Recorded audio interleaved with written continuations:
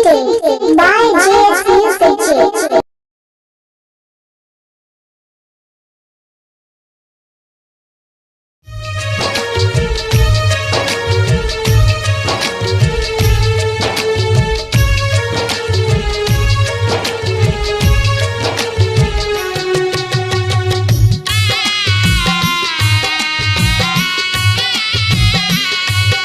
Jitendra Singh mobile number है 88544662। तोला पाहूं कई के वो जिंदगी के आस में लगाए हों।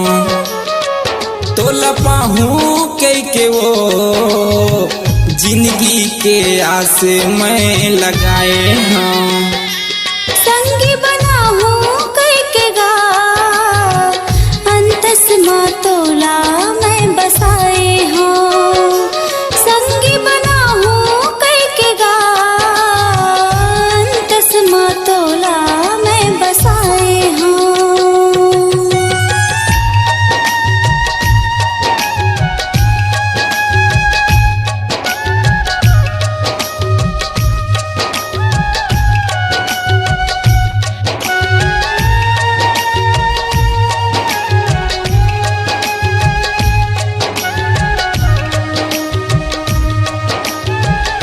जितेंद्र सिंह मोबाइल नंबर है 88544662। नहीं पाए मैं तोला अपने नसीब माँ।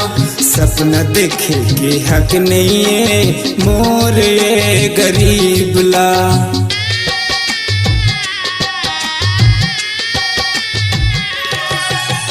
नहीं पाए मैं तोला अपने नसीब माँ। सपना देखे के हक नहीं है मोर गरीब ला। सपना देखे के हक नहीं है मोर गरीब ला। तोला पाहूं कई के वो जिंदगी के आस में लगाए हों।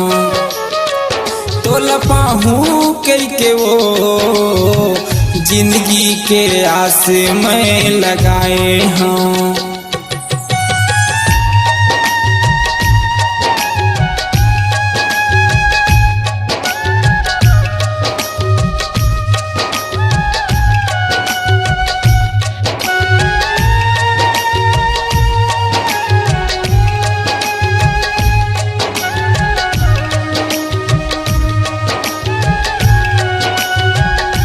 जितेंद्र सिंह मोबाइल नंबर है 88544662। सुरताला मोर राजा तहा झन भुलावेगा। हिरिया कसम खा के कहत हो पापन मोला बनावेगा।